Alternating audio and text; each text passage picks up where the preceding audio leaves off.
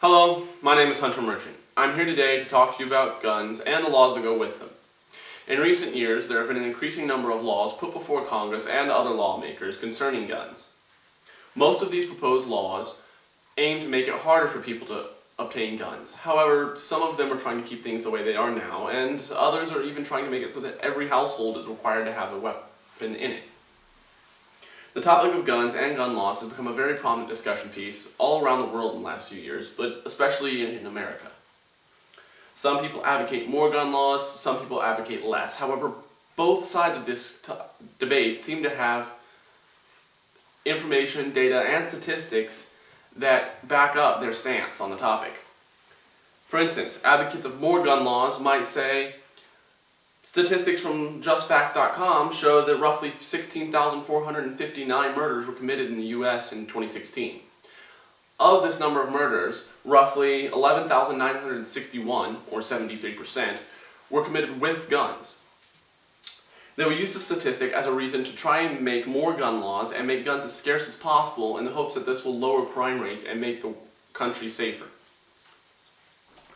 While someone who supports less gun laws will almost certainly cite the Second Amendment to the Constitution, which states that a well-regulated militia being necessary to the security of a free state, the right of the people to keep and bear arms shall not be infringed.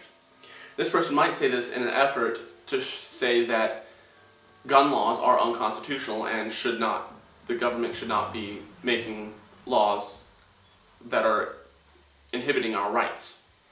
A person who advocates for less gun laws might also say, according to GunFacts.com, guns prevent an estimated 2.5 million crimes a year, or 6,849 every single day.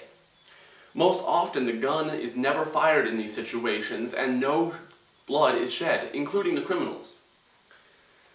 Now that I've covered some of the statistics, let's talk about the laws themselves that surround guns. Now, there are a vast number of these laws, and I will not be able to cover them all today, but I will try and cover a few of the big ones. One law that I would like to cover is the Federal Arms Act of 1938.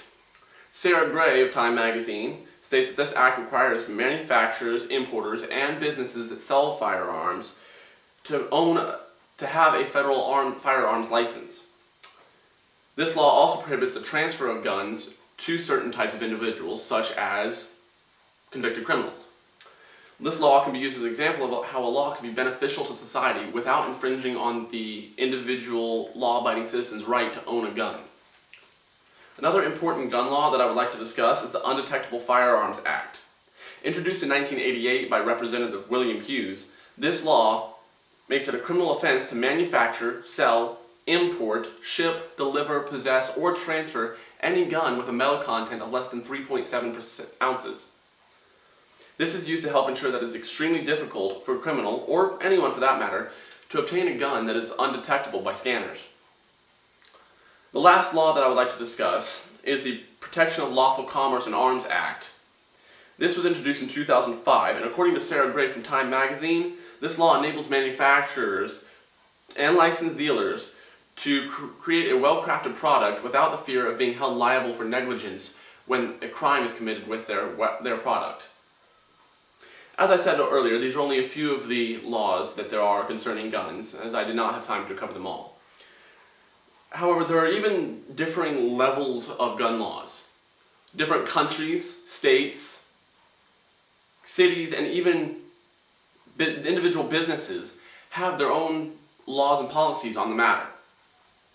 Today, I simply wanted to get you familiar with guns and the laws that go with them. Even though I've only touched the surface today, I hope that I have piqued your interest in the topic. If you have any questions, please feel free to ask. Thank you for your attention.